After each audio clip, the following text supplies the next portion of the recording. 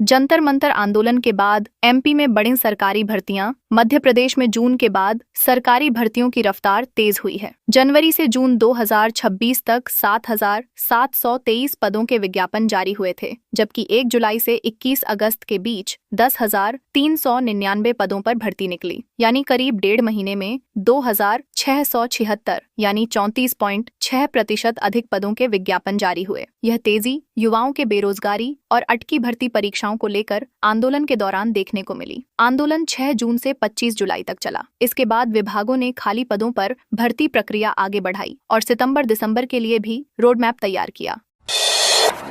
Jabalpur high court ने दी meritorious शिक्षकों को राहत। मध्य प्रदेश के सिवनी जिले की शिक्षिका साक्षी ताम्रकार सहित अन्य अभ्यर्थियों ने शिक्षक भर्ती की पदस्थापना प्रक्रिया को हाईकोर्ट में चुनौती दी थी। उनका आरोप था कि अधिक मेरिट वाले अभ्यर्थियों को पसंद का स्कूल चुनने का अवसर नहीं मिला, जबकि कम अंक वाले अभ्यर्थियों को पसंदीदा स्कूल आवंटित किए गए। मामले की सुनवाई जस्टिस आनंद पाठक और जस्टिस BP शर्मा की डिवीजन बेंच ने की। कोर्ट ने कहा कि भर्ती प्रक्रिया शुरू होने के बाद नियमों में ऐसा बदलाव नहीं किया जा सकता जिससे अभ्यर्थियों के अधिकार प्रभावित हों। कोर्ट ने मेरिटोरियस अभ्यर्थियों को चॉइस फिलिंग का अवसर देने के निर्देश दिए। कांवड़ियों से भरी ट्रैक्टर ट्रॉली पुल से नीचे गिरी। धार जिले के कुक्षी थाना क्षेत्र में सावन के अंतिम सोमवार को नर्मदा जल लेने जा रहे श्रद्धालुओं से भरी ट्रैक्टर ट्रॉली पुल से नीचे गिर गई। हादसे में करीब 20 श्रद्धालु घायल हुए हैं। बड़वानी जिला अस्पताल में धार से 18 से 20 मरीज भर्ती किए गए, जिनमें 6 से 7 की हालत गंभीर बताई गई। घायलों के सिर, कमर, हाथ और पेट में चोटें आई हैं। गंभीर घायलों में 2 युवकों को इलाज के लिए इंदौर रेफर किया गया। हादसा कड़माल गांव के पास हुआ। बताया गया कि पुल पर पहुंचते ही ट्रैक्टर का स्टीयरिंग फेल हो गया, जिससे चालक नियंत्रण नहीं रख सका।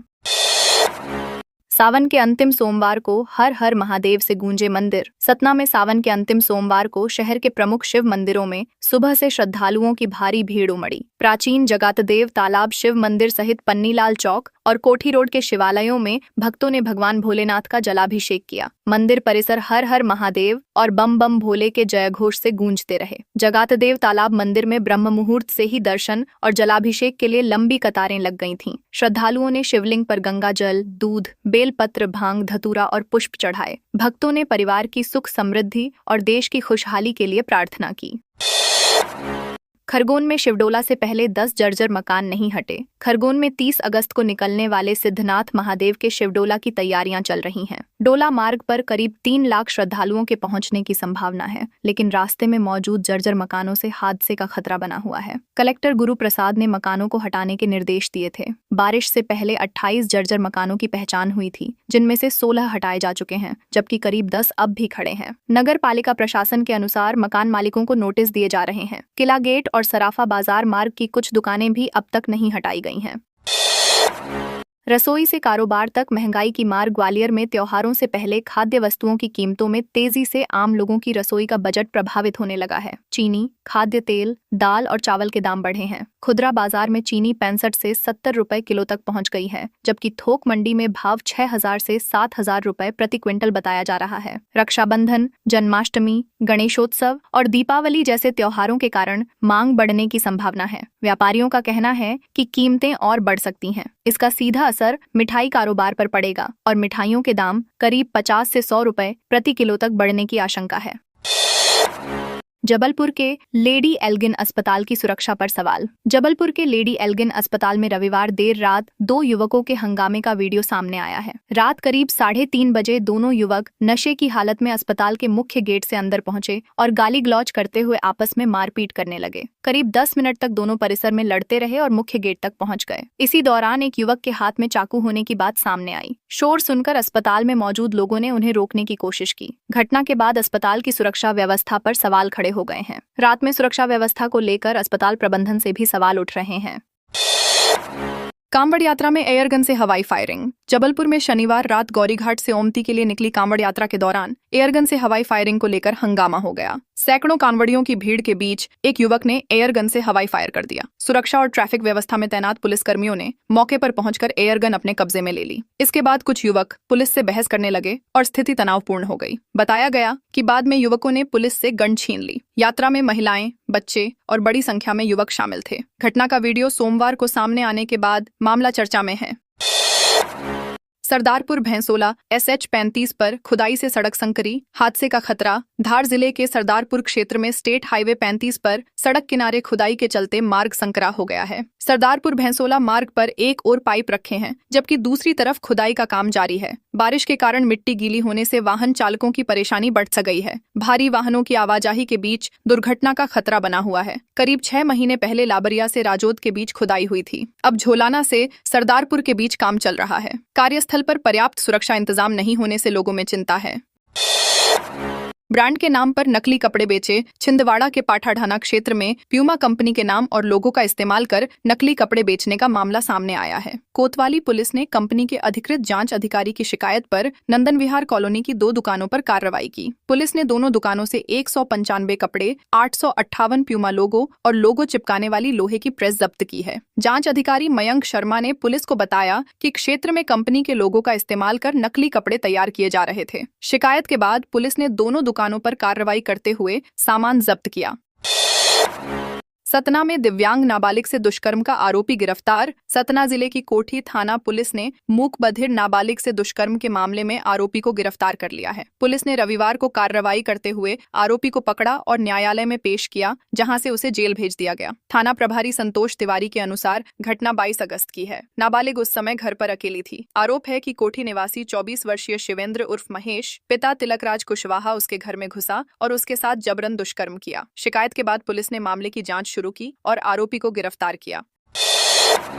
रतलाम से गुजरेंगी 2 नई साप्ताहिक अमृत भारत एक्सप्रेस। रेल यात्रियों की सुविधा के लिए बांद्रा टर्मिनस गोरखपुर और अहमदाबाद भागलपुर के बीच चलने वाली स्पेशल ट्रेनों को अब नियमित साप्ताहिक अमृत भारत एक्सप्रेस के रूप में चलाया जाएगा। दोनों ट्रेनों का रतलाम स्टेशन पर ठहराव रहेगा। ट्रेन बांद्रा टर्मिनस से 29 अगस्त से हर शनिवार रात 9:45 बजे रवाना होकर रविवार सुबह 6:45 बजे रतलाम पहुंचेगी। यहां से 6:55 बजे रवाना होकर सोमवार सुबह गोरखपुर पहुंचेगी। वापसी में ट्रेन हर शुक्रवार सुबह गोरखपुर से चलेगी और शनिवार सुबह 4:55 बजे रतलाम पहुंचकर 5 बजे बांद्रा के लिए रवाना होगी। डिस्कवर तामिया फोटोग्राफी प्रतियोगिता के विजेता सम्मानित। छिंदवाड़ा के तामिया में आयोजित 3 दिवसीय सावन महोत्सव का रविवार को समापन हुआ। मध्य प्रदेश टूरिज्म बोर्ड और जिला प्रशासन ने 21 से 23 अगस्त तक महोत्सव का आयोजन किया, जिसमें बड़ी संख्या में पर्यटक पहुंचे। अंतिम दिन भी झूले, सेल्फी पॉइंट और ट्रैकिंग जैसी गतिविधियां आकर्षण का केंद्र रहीं। समापन समारोह में कलेक्टर हरेंद्र नारायण ने फोटोग्राफी प्रतियोगिता के विजेताओं को सम्मानित किया। उन्होंने कहा कि पर्यटकों की बढ़ती सहभागिता से तामिया में आर्थिक गतिविधियों को बढ़ावा मिलेगा।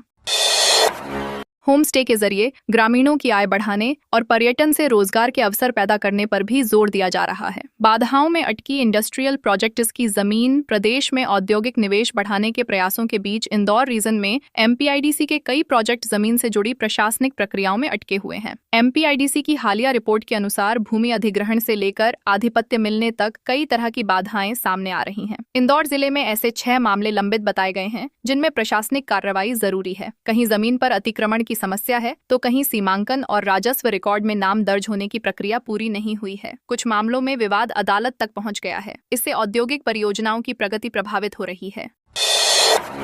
रीवा शहडोल में मुख्यमंत्री ने की अतिवृष्टि की समीक्षा। मुख्यमंत्री डॉक्टर मोहन यादव ने रविवार को दिल्ली से सीधे रीवा पहुंचकर रीवा शहडोल संभाग में अतिवृष्टि और राहत बचाव कार्यों की समीक्षा की। उन्होंने अधिकारियों को बाढ़ प्रभावित क्षेत्रों में राहत शिविरों में पर्याप्त भोजन, पीने का पानी और चिकित्सा सुविधा उपलब्ध कराने के निर्देश दिए। प्रभावित गाँवों और नगरीय वार्डों में विशेष चिकित्सा शिविर लगाने को कहा गया। बाढ़ में जिन लोगों के घर, खाद्य सामग्री या सामान नष्ट हुए हैं, उन्हें RBC 64 के तहत तत्काल सहायता देने के निर्देश दिए। साथ ही जल स्रोतों और हैंडपंपों का क्लोरीनेशन, विशेष सफाई अभियान और बिजली आपूर्ति जल्द बहाल करने पर जोर और दिया है। कर्मचारियों ने खुद और परिजनों के खातों में ट्रांसफर किए पैसे। मध्य प्रदेश की ट्रेजरी भुगतान व्यवस्था में करीब 600 करोड़ रुपए की वित्तीय गड़बड़ी का मामला सामने आया है। जांच में आरोप है कि सिस्टम की कमजोरियों का फायदा उठाकर कर्मचारियों ने राशि अपने परिवार के सदस्यों या दोस्तों के बैंक खातों में ट्रांसफर की। कुछ मामलों में वेतन और भत्तों में बिना मंजूरी अतिरिक्त रकम डालकर भुगतान किया गया। बताया गया कि 2023 में भी करीब 160 करोड़ रुपए की गड़बड़ी सामने आई थी और 42 लोगों पर FIR दर्ज हुई थी। इसके बावजूद सिस्टम में ठोस सुधार नहीं हुए। मामले की जानकारी तत्कालीन ट्रेजरी कमिश्नर के पत्र से सामने आई।